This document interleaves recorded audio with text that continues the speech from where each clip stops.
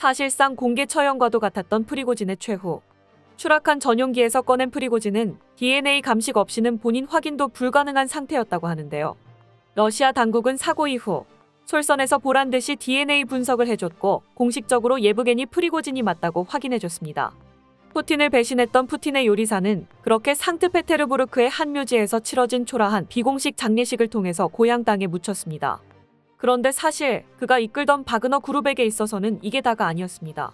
추락한 프리고진의 전용기에는 10명이 탑승한 상태였는데 3명은 기장과 승무원이었고 나머지 7명은 프리고진을 비롯한 바그너 그룹의 수뇌부였습니다.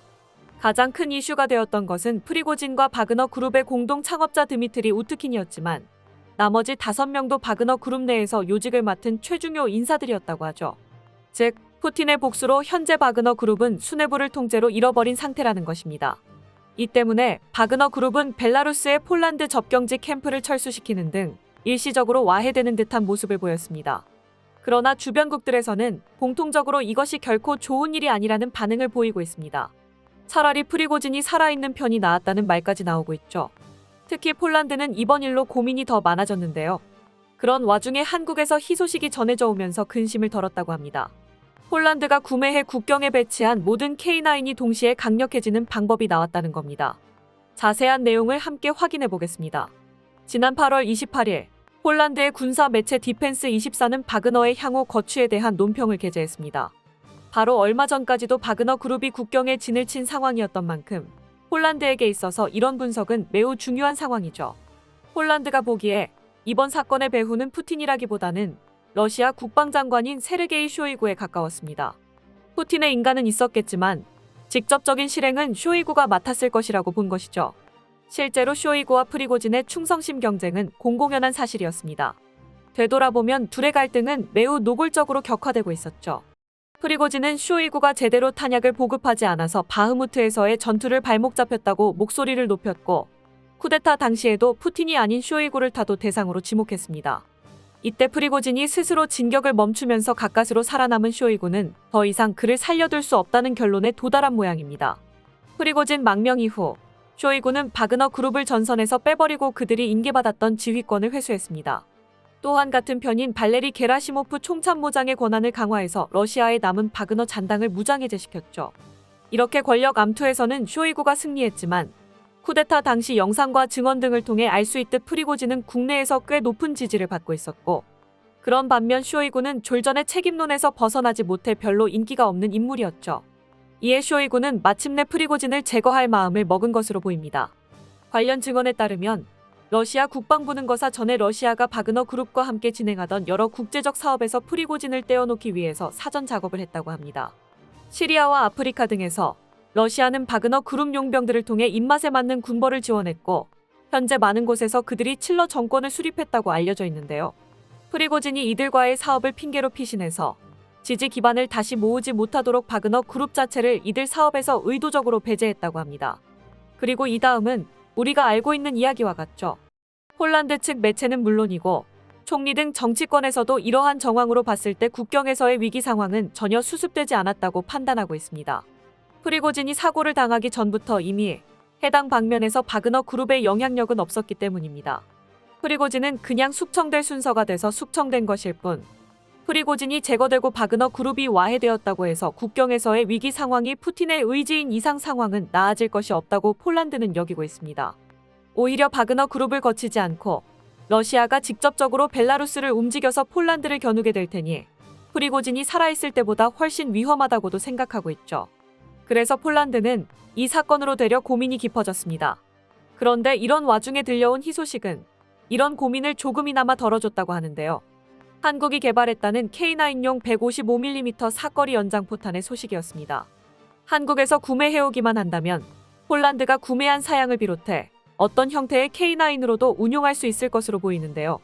사거리가 최대 2배 늘어나서 이젠 자주포라기보단 하이마스나 천무 같은 로켓포 수준의 공격 범위를 갖추게 되었다고 합니다. 지난 8월 29일 탄약 전문 방위산업체 풍산이 155mm 사거리 연장탄의 개발에 성공했다고 밝혔습니다.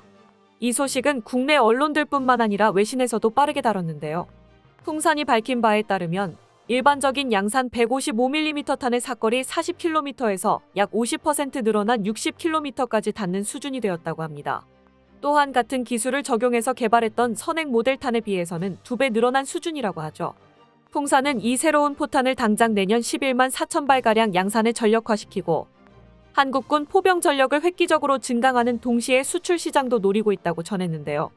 대체 어떤 기술이 들어갔기에 이런 파격적인 성능을 얻을 수 있었는지 뜻밖에도 러시아 군사 매체인 바엔니 아바즈레니에서 분석한 내용이 있었습니다. 매체에서는 신형 사거리 연장탄을 과거 풍산이 개발한 K307탄과 비교하고 있습니다. 이 K307탄 역시도 일반적인 나토 표준 탄약보다는 훨씬 멀리 날아가는 고성능 탄이죠. 표준 탄약의 사거리는 보통 18km 정도로 봅니다. K307탄의 경우 사거리가 30km 정도인데요. 이것이 가능한 이유는 K307이 소위 말하는 비비탄이기 때문입니다. 공교롭게도 장난감에 쓰이는 플라스틱 총알과 같은 이름이긴 하지만 포탄을 두고 일컫는 비비탄은 항력 감소탄이라는 의미입니다.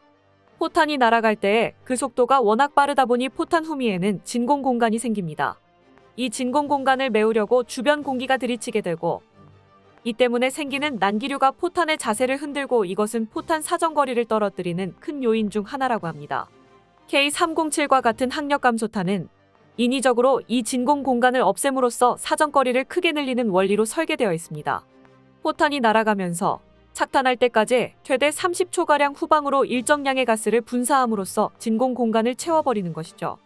탄도의 변수를 거의 만들지 않아 명중률이 높은 대신 가스 분사를 위한 장치를 달아야 해서 목표물 파괴를 위한 폭약이 약 10% 정도 줄어든다고 합니다.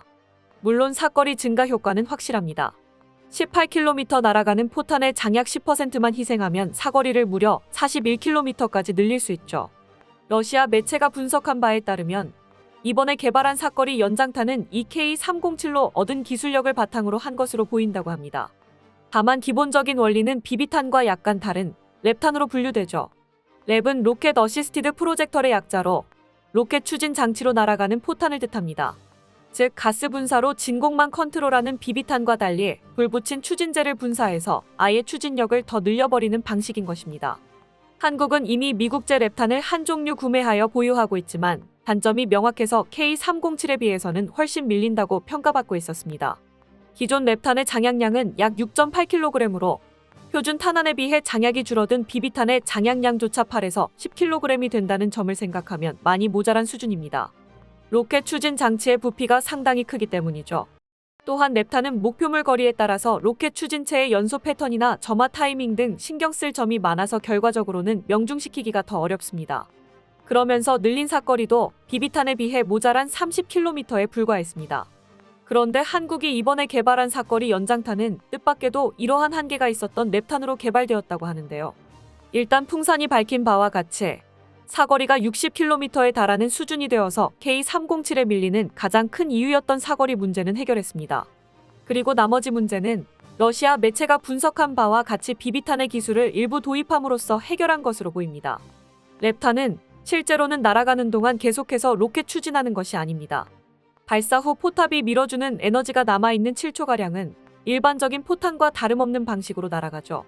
신형 사거리 연장탄은 로켓 추진을 하지 않아서 표준 포탄과 다를 바 없는 구간에서 비비탄의 원리를 이용해 항력을 감소시킨 것으로 여겨지고 있습니다. 이러한 기술 접목의 성과가 바로 60km라는 압도적 사거리죠. 그러면서도 장약량 역시 그다지 줄어들지 않도록 유지했다고 하는데요. 러시아 매체는 이를 통해 한국산 포탄을 사용하는 포병이 더 깊은 적지에 배치된 적들까지도 공격할 수 있게 되었다며 우려하고 있습니다. 실제로 사거리가 60km쯤 되면 천무나 하이마스 등 다연장 로켓포로 발사하는 어지간한 무유도 로켓보다도 멀리 날아가는 수준이라 일반적인 전투 교리를 뒤흔드는 지경입니다. 이 사거리 연장탄의 또 다른 큰 장점은 모든 기술이 탄약 내에 압축되어 있어서 155mm 규격만 맞다면 어떤 화포로도 사용할 수 있다는 점입니다. 물론 로켓 추진제의 사용은 까다로운 계산을 요구하지만 한국의 경우 K9의 세계 최고 수준 사격 통제 장치가 탑재되어 있기 때문에 걱정이 없죠. 물론 한국에서 K9을 구매한 폴란드 역시 당장 내년에 이 포탄을 사올 수 있다는 생각에 싱글벙글한 상황입니다. 한국과의 첫 계약 당시 폴란드 군사 매체 등은 폴란드에게 남겨진 유일한 선택지가 한국이라면서 계약을 통해 어떤 이득을 얻을 수 있을지 분석한 바 있었습니다. 여기서 폴란드 매체들은 한국에게도 폴란드와의 거래가 매력적일 만한 충분한 이유가 있을 것이라고 덧붙였는데요. EU 지원금을 손에 쥔 폴란드와 거래하게 되면 그 막대한 금액을 통해서 한국이 그동안 예산 문제로 발목 잡혀 있던 많은 사업들을 진행시킬 수 있게 된다는 것입니다. 그리고 그 효과는 이처럼 실제로 나타나고 있습니다. 한국은 폴란드와의 거래를 통해서 K9 자체의 성능 개량 및 사용하는 탄환도 세계 최고 수준으로 발전시켰고, 폴란드 역시도 이를 구매함으로써 그 덕을 톡톡히 보고 있습니다. 만약 폴란드가 사거리 연장탄을 구매해 국경에 K9에 보급하게 되면 벨라루스와 이를 지원하는 러시아는 이에 맞춘 대응을 하지 않을 수가 없습니다. 이대로라면 폴란드 측에서 K9 하나만 가지고 교전거리 내에 있는 벨라루스 자주포나 견인포는 물론이고 보통은 맞지 않을 거리에 있는 로켓포 전력까지 싹 다 사냥할 수 있게 될지도 모르기 때문입니다. 이러면 주먹이 닿지 않는 벨라루스 입장에서는 공군력을 동원해야만 하는데, 폴란드 영공 위로 전투기를 날렸다가는 폴란드 공군의 F-35와 FA-52 이들을 반겨주겠죠. 바그너 철수 이후 분쟁 지역이 되어 갈등이 장기화될 우려가 있었던 벨라루스 국경은 내년쯤에는 한국산 사거리 연장탄의 도입으로 평화를 되찾을지도 모릅니다. 뛰어난 기술력으로 범접할 수 없는 성능을 보여주고 있는 한국산 무기들. 앞으로도 한국이 멈추지 않는 기술 발전으로 이러한 입지를 유지하기를 기원해보겠습니다. 끝까지 시청해주셔서 감사합니다. 도움이 되셨다면 좋아요를, 다른 이야기도 궁금하시면 구독을 눌러주세요.